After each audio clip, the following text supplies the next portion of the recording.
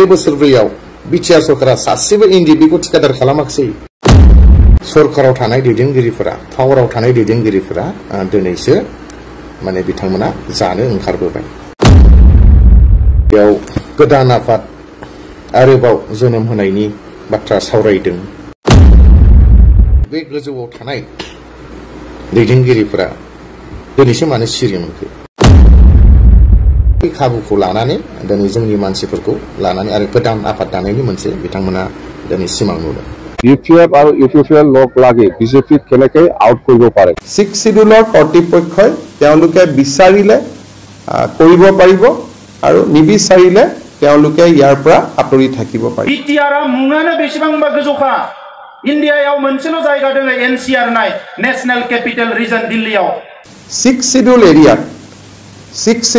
এৰিয়াৰ অথৰিটিয়ে স্বীকাৰ কৰিলেহে আমি তাত ৰিকমেন্ড আমি ইমপ্লিমেন্ট কৰিব পাৰিম কাৰণ এইবিলাক হল ডেলিগেটেড সাবজেক্ট সংবিধানে এই সাবজেক্ট বিলাক অলৰেডি 6 শিডিউলক দি দিছে ৰাজ্য চৰকাৰে তাৰ ওপৰত আইন প্ৰণয়ন কৰিব নোৱাৰে আৰু 6 শিডিউল এৰিয়াত আইন প্ৰণয়ন কৰাৰ অধিকাৰ 6 শিডিউল কৰ্তৃপক্ষৰ আছে আৰু সেই ক্ষেত্ৰত 6 শিডিউলৰ কৰ্তৃপক্ষই তেওঁলোকে বিচাৰিলে কৰিব পাৰিব আৰু নিবিচাৰিলে তেওঁলোকে ইয়াৰ পৰা আঁতৰি থাকিব পাৰিব दामा खालामदों भारत सरकार आसाम सरकारनि पलिसिया एसटीखौ एसटीनि बेलायाव गोरलै बाथ्रा हमना लादो दै बथलसे 1 लिटार जाग्रा मोनसे दै बथल नङा होमबा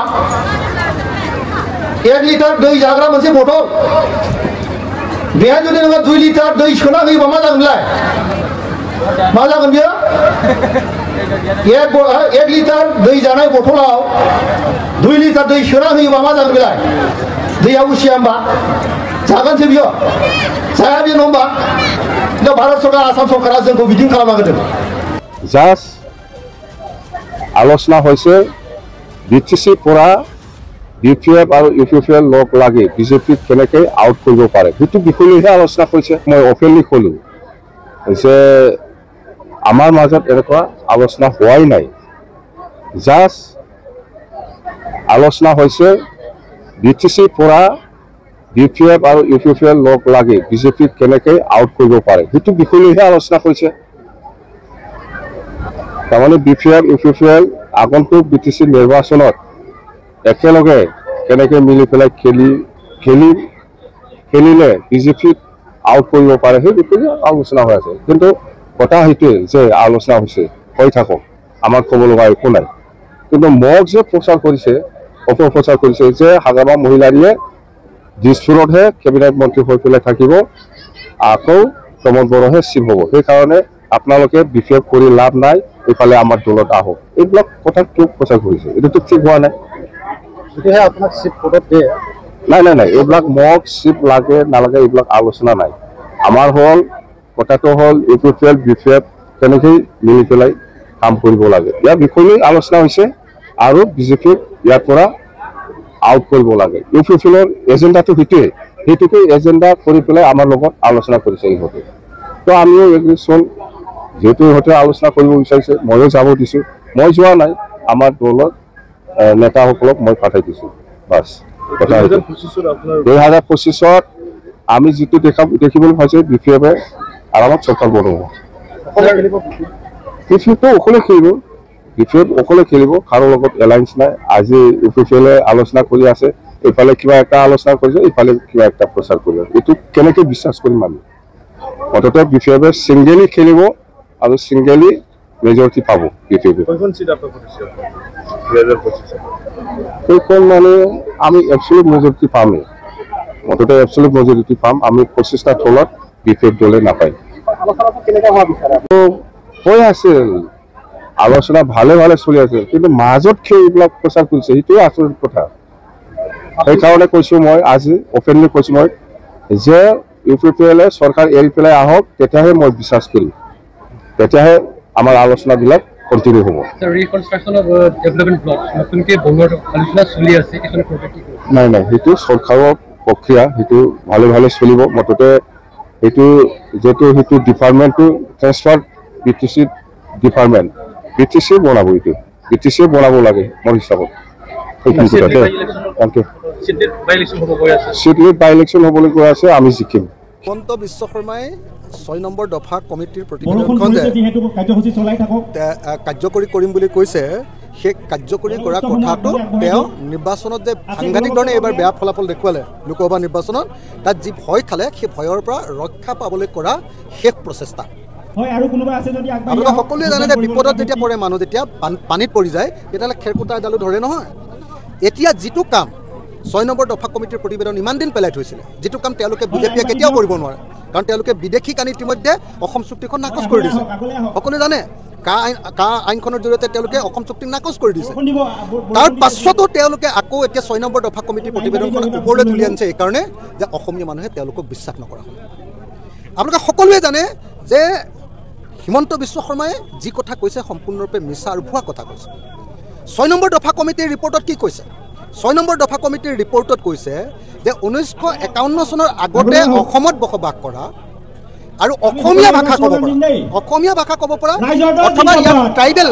ইয়াৰ খিলঞ্জীয়া ভাষা ক'ব পৰা মানুহবিলাকেহে অসমীয়া ভাষী অসমীয়া মানুহ ৰূপে আছামিজ পিপল ৰূপে পৰিগণিত হিমন্ত বিশ্ব শৰ্মাই তাক বিকৃত কৰি কি কৈছে যে 1951 চনৰ পৰা অহা সকলো মানুহ ইয়াত অসমীয়া হ'ব এটোতো কোৱা নাই নহয় কৈছে কি যে অসমীয়া 51 চনৰ আগত আহিবই লাগিব লগতে অসমীয়া ভাষা ক'ব লাগিব আৰু নহলে খিলঞ্জীয়া ভাষা ক'ব লাগিব আনহাতে বৰাক উপত্যকাৰ ক্ষেত্ৰত কি কৈছে তাত কৈছে যে যদি মানে 1951 চনৰ আগতো অহা হ'ব লাগিব লগতে বৰাক উপত্যকাৰ বঙালী ভাষা বা বৰাক উপত্যকাৰ খিলঞ্জীয়া ভাষা ক'ব পাৰিব লাগিব এই দুটা লুকুৱাই বিজেপি দলে হিন্দু বাংলাদেশী নাগৰিকবিলাকক নাগৰিকত্ব দিবৰ কাৰণে আৰু তেওঁলোককো অসমীয়া ৰূপে পৰিগণিত কৰিবৰ কাৰণে এতিয়া 6 নম্বৰ দফা কমিটিখন ৰূপায়ণ কৰিব খুজিছে সেইকাৰণে কোনো পৰ্যায়ত 6 নম্বৰ দফা কমিটিৰ এই যিটো ৰূপায়ণ সেইটো ৰূপায়ণে কেতিয়াও অসমীয়া মানুহক প্ৰকৃত অৰ্থত সুৰক্ষিত কৰিব নোৱাৰে নাম্বাৰ 1 নাম্বাৰ 2 হিমন্ত বিশ্ব শৰ্মাই অকল ৰাজ্য চৰকাৰে কৰিব পৰা কামকেইটাহে কৰিব পাৰিম বুলি কৈছে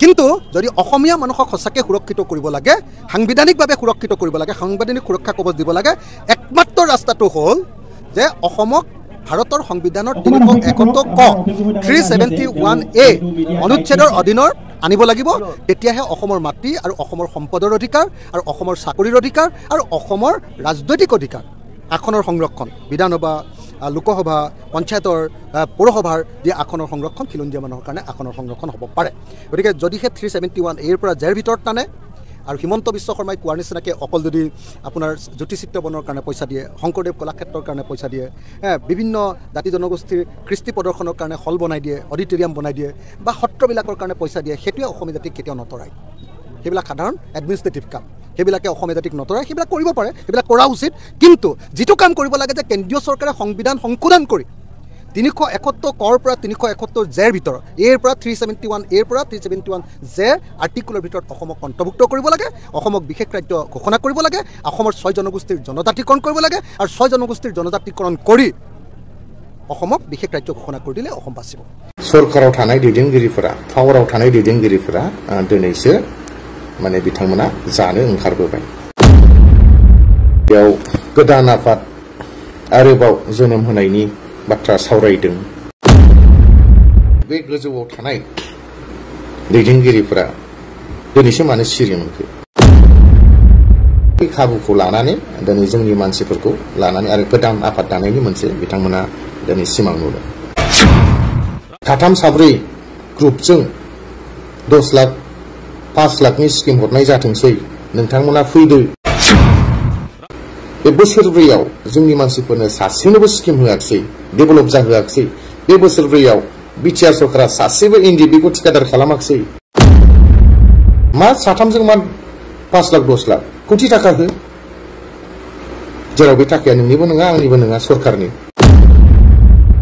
जोङो मैया गुवाहाटी हाइकर्टआव थांनानै एनआइएनि माखासे एडभोकेट जोंनि साइडनिफ्राय बिथांमोनजों जोङो सावरायहैदोंमोन बे सावरायहैनायाव जोङो मोनथिनो मोनदों जे बै समाव कनभिक्ट जानाय जे फार्स्टनि अर्डार मोननाय बिथांमोननि सायाव दा एडभोकेट बिथांमोना जोंनो क्लियारलि बाबै खोन्थादों जे फार्स्टनि अर्डारमोन बिथांमोननिया नाथाय दिनै बिथांमोना फासि जानाय नंलिया होननानै जों जोबोद गोजोननाय मोनदों बे बाथ्राखौ खोनानानै आरो बेजों लोगोसे जोंजों जोंनो खोन्थाबावदों जे नोंथांमोननि जे फरामनि नारा नाथा खामानि मावनाय बे खामानियानो जोंनि जि खामानि मावनाय बेयाव हेफाजाब होफैदों होननानै आरो बेखौ सावरायनायाव जों थांफादोंमोन भिक्टिमाइज फेमिलिनिफ्रायबो जोङो लानानै थांफाखादों बिथांमोनाबो मोजाङै मिन्थिगौ आरो बेनि अनगायैबो जोंनो गभर्नमेन्टआ दिनै मा बाथ्राफोर फोरमायदों आरो दिनै केसनि सायाव माबायदि गभर्नमेन्टनि साइडनिफ्राय इनिशिएटिभ लादों बा लासिगोन बेखौ जोङो बिथांमोन एडभकेटफोरनो जोङो खावलायदों आरो फैबाय थानाय समाव जिखुनु हियारिं जायोब्ला जे मोनसे स्ट्रं भाबै नोंथांमोना हियारिं टाइमाव जेन बाथ्राफोरखौ बुङो होननानै जों बिथां एडभकेटमोनखौ खावलायबोदों। बिनि उनाव जोङो मानगोनां आसामनि एडिशनेल चिफ सेक्रेटारि हम एन्ड पलिटिकेल मानगोनां थिवारि सारजोंबो जोङो सावरायलायदों। आसाम आयेन आफादनि बुंथिगिरि मानगोनां बिश्वजित दैमारि सारनि दैदेननायाव दा बेयाव जों सावरायनाय जादों जे जोंहा एनआइए केस हिसाबै गोबांथार पेन्डिं जानानै दं, माखासे ट्रायलाव दङ, माखासे आन्डार ट्रायलाव दङ। दा बिथांमोननि केसफ्रा जेन थाबैनो मावफुंजायो, बिथांमोनाबो जेन जोंबायदि थाबैनो उदां अख्राङाव नुजाफैयो, गाव गावनि बिसा बिसि फिसाफोरजों बा न'खरनि मानसिफोरजों लोगोफोरजों जेन मोनसे मोजां रोखोमै संसार जाफैनो हायो बेनि सायाव जोङो सावरायदों आरो गासै बाथ्राफोरखौ जोङो मानगोनां एडिशनेल चिफ सेक्रेटारि हम एन्ड पलिटिकेल बिथांजों जोङो सावरायलायदों। जिहेतु जोंहा गोबां केस सालाय थाखा फैसा जेबो गैला। दा बिदि हिसाबै बेयाव मोनसे थांखि लानाय जायोदि गभर्नमेन्ट साइडनिफ्राय आसाम गभर्नमेन्ट साइडनिफ्राय जेन थाबैनो बे सानसे साननैनि गेजेरावनो पिपि बा पाब्लिक प्रसिकिउटर सासे एपइन्टमेन्ट होनाय जाथोंसै आरो बेनि गेजेरजोंनो बेसेबांनाखि जोंनि एडभकेटफोर दङ बिसोरजों खामानि मावनानै ब्रिफिंसफोरखौ होलायनाय जाथोंसै होननानै जोङो मैया थांखि लानाय जादों। दा जोबोर गोजोनथाव, आसा खालामदों बावैसो साननि गेजेरावनो जाय बिथांमोना एनआइएआव दङ बिथांमोननि खामानिफ्रा माने मावफुंजागोन आरो बिथांमोनाबो जेसे हायो थाबैनो जोंजों लोगो मोनफैलायगोन होननानै। दा बेबायदिनो जोंनि नारा नाथा लाजिया फांजिया लेखा रोङा फरा रोङाब्लाबो नाजाथाबनायनि गेजेरजों खामानिफ्रा मोनसेनि उनाव मोनसे जानायनि लामायाव थांबाय थादों। आरो बेजों लोगोसे जोङो सावरायबावदों जे मार्टियास केसनि सायाव। दा मार्टियास केसनिया जाहैबाय दिनै गोबां मानसिफ्रा दिनैसिम जोंनि जाय अरिजिनेल मुंख्लं बा बिर जोहोलावफोर बिथांमोननि मुङाव दिनैसिमबो गोबां भेरिफिकेसन जायाखै जों मोनथिनो मोनदों। मानो होनोब्ला गोबां जोंनि दैदेनगिरिफोरनि बा मुंख्लंफोरनि बिर जोहोलावफोरनि गोथै सहखौ जोङो मोनबोनाय जायाखै। बबेबा हाजोफ्राव, बहाबा दैफ्राव बा बबेबा हादोरफ्राव गोमानानै थाहैबाय। दा बिदि हिसाबै गभर्नमेन्ट साइडनिफ्राय भेरिफिकेसन खालामनो उसुबिदा जादों। दा माबोरै हायो बिथांमोनखौ बा बिथांमोननि न'खरफोरा दिनै एक्स ग्रेसियाखौ मोननो, बेनि सायाव जोङो सावरायनाय जादों। मानो होनोबा थाखा फैसाया गिदिर बाथ्रा नङा। गोबां जोंनि मुंख्लं न'खरफोरनिफ्राय बे बाथ्राखौ बुंहरदों। दिनै जों बुजि मोनदों जे थाखा फैसाया गिदिर नङा। जेब्ला मुंख्लं खाम्फा लुगोन बे समाव जोंनि आफामोननि बा जोंनि न'खरनि बा जोंनि बिर जोहोलावनि नामाबो जेन थायो, बिनि मुङैसो गभर्नमेन्टआ भेरिफिकेसन खालामनांगौ होननानै बिथांमोना जोंनिसिम फोरमायदों। जों थाखा फैसाखौ बारा नांजाया होननानै। दा जुदि बिथांमोना भेरिफिकेसन जायाब्ला बिथांमोननि मुङाथ' बै खाम्फायाव लिरजानाय नङा। दा बेखौ जोङो माने सिन्था खालामदों आरो बेनि थाखायनो जेन रावबो थालाङा बेखौ लानानै जोङो गभर्नमेन्टजों सावरायनाय जादों आरो गभर्नमेन्टनिफ्राय बे बुस्थुखौ बिफिनाय जादों। दा बे मोनसे आरो बाखिथ' 628 बियो थाबैनो होजासिगोन नभेम्बर डिसेम्बरनि गेजेरावनो। आरो बाखि बेसेबांनाखि आद्रा दंबावो 1400 मुंख्लंफोरनि लिस्ट, बेखौबो थाबैनो भेरिफिकेसन खालामनो होननानै गभर्नमेन्टआ थांखि लानाय जादों। आरो जायफ्रा दिनैसिम भेरिफिकेसन जाथाराखै बेखौबा जोंनो लानाय जादों बे आरो माखासेखौ अलरेडि दाखालि जोङो साबमिटबो खालामनाय जाबाय दा आङो फोरमायहरनो सानदों बा मोनथिहोनो सानदों जोंहा मोनफ्रोमबो जायगायाव डिस्ट्रिक्ट कमिटि दंजोबखासै डिस्ट्रिक्ट कमिटिनि आफादगिरि नेहाथारि बिनि अनगायैबो साब डिभिजन कमिटि दङ आरो बिनि अनगायैबो पिएस बा पुलिस स्टेशन बेबायदि मोनसे जों दानानै होजोबदों पुलिस स्टेशननि आन्डाराव साब डिभिजननि आन्डाराव डिस्ट्रिक्टनि आन्डाराव दा बिथांमोनखौ लोगो लानानै बै दैदेनगिरि डिस्ट्रिक्टनि दैदेनगिरि बा साब डिभिजननि दैदेनगिरि बिथांमोनखौ लोगो लानानै जेन बयबो मा जादों मा प्रब्लेम जादों बेफोरखौ फोरमायलायनानै जेन खामानिखौ मावो आं बयखौबो खावलायहरनाय थाबाय आरो बेनि अनगायै जोङो दा सावरायबोदों बा सावरायदों दाख्लैनिफ्रायनो सावरायबोनाय थादों आसाम पुलिस जाय बिथांमोना आसाम पुलिसाव 2% खथायाव एप्लाइ खालामदों बिथांमोना दिनै एडमिट कार्ड बा रेजिस्ट्रेसन बायदिफ्रा सफैबाय जों खोनानो मोनदों बेनिखायनो आङो बुंहरनो लुबैदों जाय बिथांमोना एप्लाइ खालामदों बिथांमोना जेन इउनाइटेड फराम अफ एक्स एनडिपिनि मोनफ्रोमबो डिस्ट्रिक्टनि जाय डिस्ट्रिक्टआव दङ बिथांमोना बे डिस्ट्रिक्टनि दैदेनगिरिफोरनो जेन एडमिट कार्ड आरो बै आफादनि जि डकुमेन्टस दं बै समनि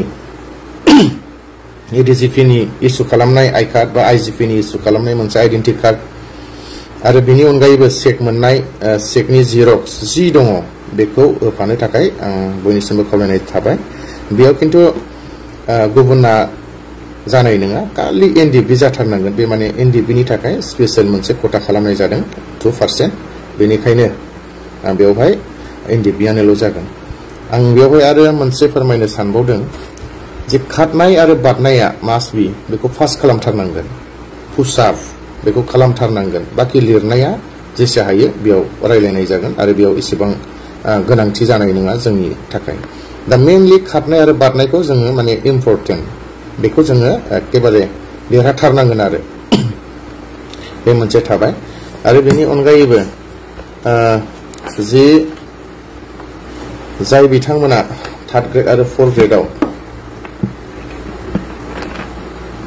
दाखालि इडिआरइआव जाय बिथांमोना माबा होदों एप्लाइ खालामदों बा लिरदों 3rd ग्रेड 4th ग्रेडफ्राव एग्जाम होदों बिथांमोनखौबो एखे सेम बे जाय बिथांमोना होदों बिथांमोनखौबो बेबायदिनो डकुमेन्टसफोरखौ होनो थाखाय आङो खावलायहरो स्टेटआवनो जा बिटिसिआवनो जा बेसेबांनाखि होदों बयखौबो माबानो थाखाय बे डिस्ट्रिक्टफोरनियावनो होनो थाखाय खावलायहरनाय जाबाय बाखि गासैबो डिस्ट्रिक्टनि आफादगिरि नेहाथारिफोरनो बाथ्राफोरखौ खोन्थाहरनाय जाखाबाय जेन नोंथांमोना बिथांमोनजों थांनानै जेन सावरायलायो आरो जोङो माखासे बाथ्रा दा खोनाबाय थानो मोनदों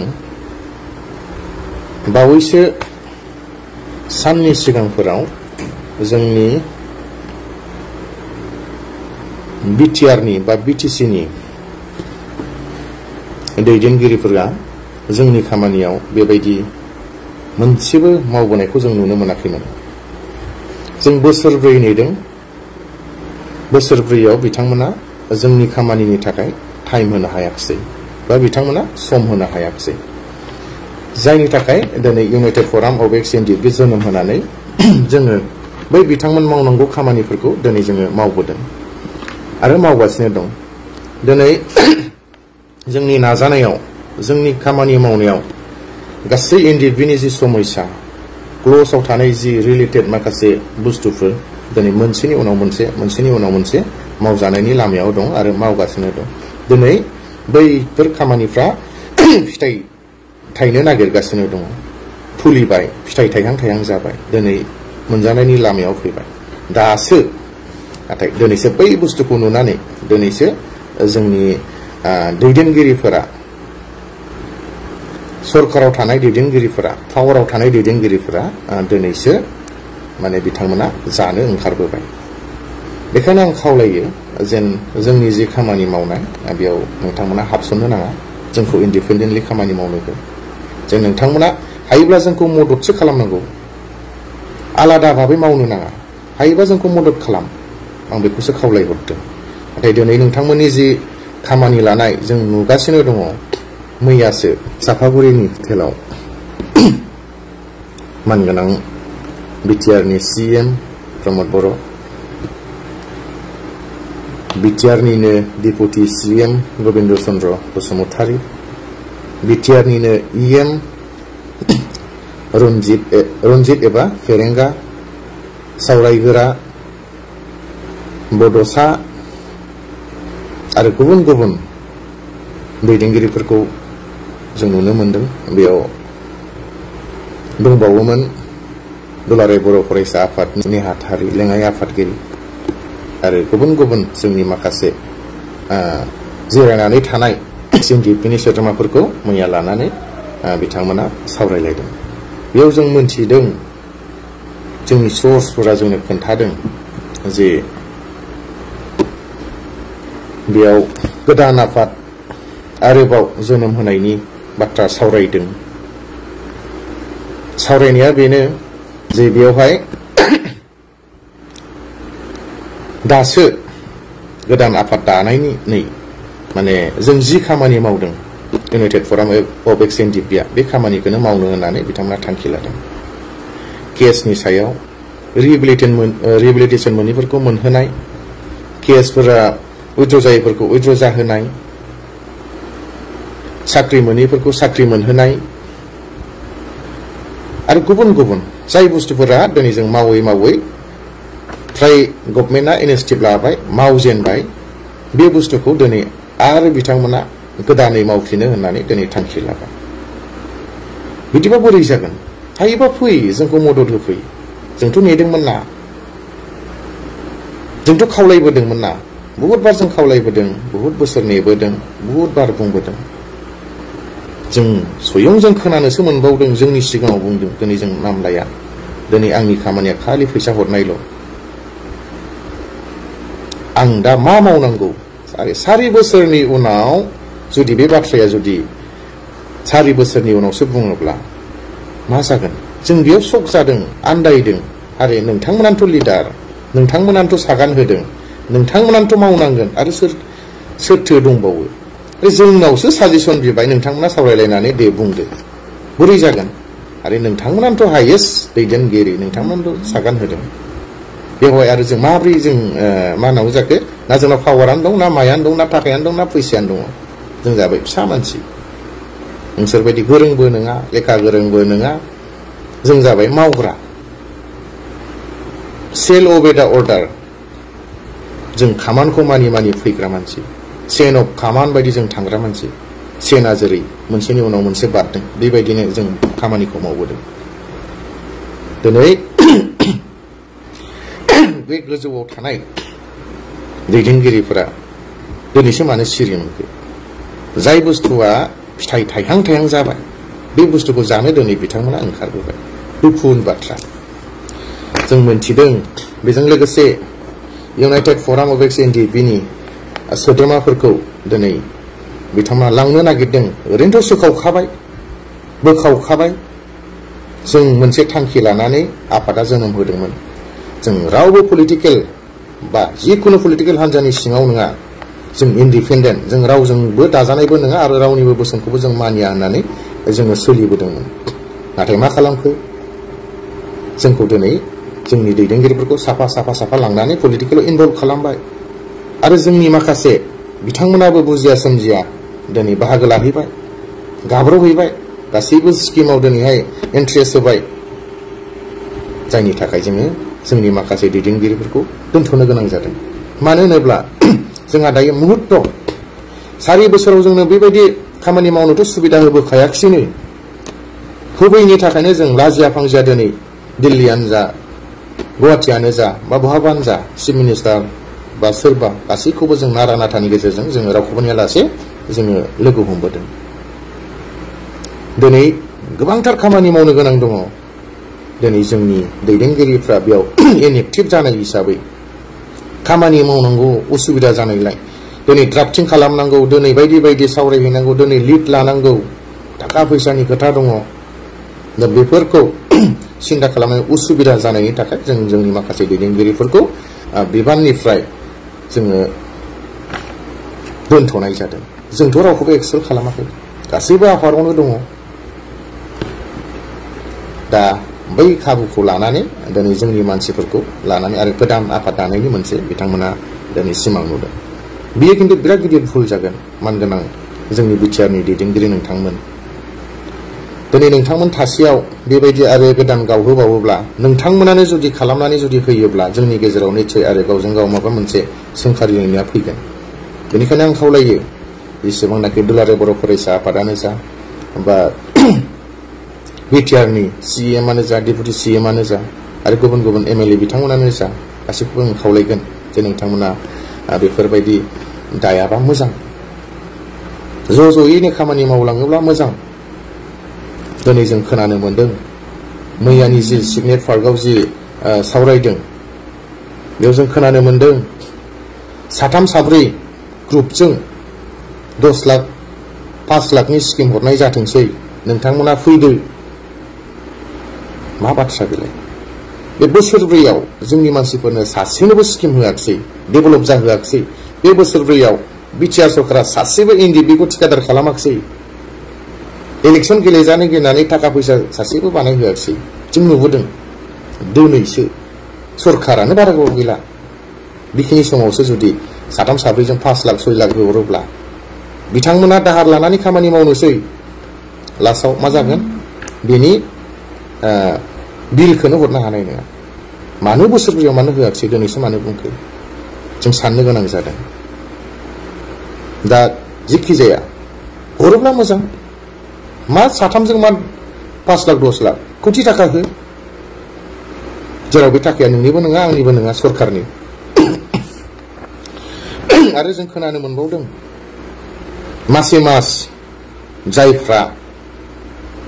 जाय एनडिबिफ्रा थागोन पार्टिजों गोदान आफादाव बिथांमोननो मासे मास 20,000 होगोन होननानैबो जों खोनानो मोन्दों। जोंनो बेबायदि रिपर्टखौ हरदों। नंगौ नङा आं क्लियार नङा, खिन्थु जोंनो बेबायदि खोन्थादों। होयोब्ला मोजां, जोंहा बुंनांगौ गैया। जेराव जोंहा गैखाया 20,000 होयोबाथ' बुहुत मोजां। जों बेबायदि खोनादों। दिनै बैबायदि मोनोबाथ' थांखागोन, थांनायखौ जों जेबो बाजाया। होयोब्ला खिन्थु मोजां। आरो बिनि अनगायैबो न' गंसे होनो होननानै मैया थांखि लादों होननानै जों खोनादों। होयोब्ला मोजां। जोंनि मानसिफ्रा दिनैसिम प्लास्टिक खोबनानै उन्दुनो गोनां जादों, हादान खारलाबायनो गोनां जादों, केसआव सोलि थाखा फैसा जोबनो गोनां जादों। केस जानाय लोगोफोरनि हिनजावफ्रा दिनै फिसायखौ नेनो हायियाव, थाखा फैसा गैयियाव दिनै गुबुनजों हाबा जाफिननो गोनां जादों। बिनि अनगायैबो जोंनि जि जेलाव थानाय मुंख्लं जानाय बिथांमोननि हिनजावफोरा, बिसिफोरा, फिसाफोरा दिनै दिल्ली मुम्बाइ थाहैनो गोनां जादों, दाव दाननो गोनां जादों, अन्थाइ दिख्रुबनो गोनां जादों। आरो गुबुन गोबांथार जाय बुस्थुखौ दिनैनि दिनाव बर' सुबुंफोरा बा बर' माहारिफोरा मावथावा, बेफोरखौ दिनै मावनो गोनां जादों। दिनैनो बेफोरखौ नायनांगौआ नोंथांमोननि दायथ'खा। बेनिखायनो होनांगौ। आंनिब्ला न'मा गंसे बेसेबां हायो होनांगौ, फिसा बा गिदिर खालामनानै हरनांगौ। आं बेखौसो खावलायगोन। मोजां डिसिसनखौनो लादों, बेनि आं साबायखर होयो।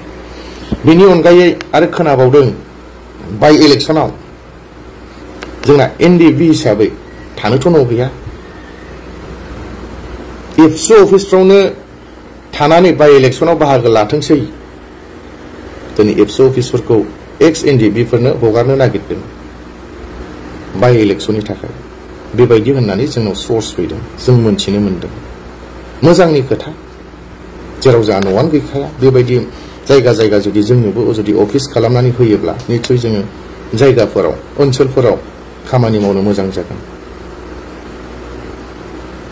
दा गोबां बाथ्रा जों खोनाफैदों, खोनानायसो, नंगौ नङा। खिन्थु जुदि नंमारगौब्ला गासैखौबो मावनाया मोजां, जों बेखौ लुबैदों। आरो गोबां बाथ्रा दंबावो, दिनै जों बारा बुंनो गोसो गैया। आङो दिनै जोङो इउनाइटेड फराम हिसाबै जिखिनि खामानि मावदों, जोङो पार्सनेलनि थाखाय जों मावाखै। जोंनि लोगोफोर, जोंनि दुखु दाहा गासैखौबो माने सल्भ खालामनो, जोंनि मोदैफोरखौ हुगारनो, जोंनि लोगोफोरनि मोदैफोर गनायखौ जों जेरैबा हुगारनो हायो, जेरैबा खोमानो हायो, बेनि थाखाय जों नांदों। दिनै बयबो मिथिगौ मानगोनां रन्जन दैमारि सारखौ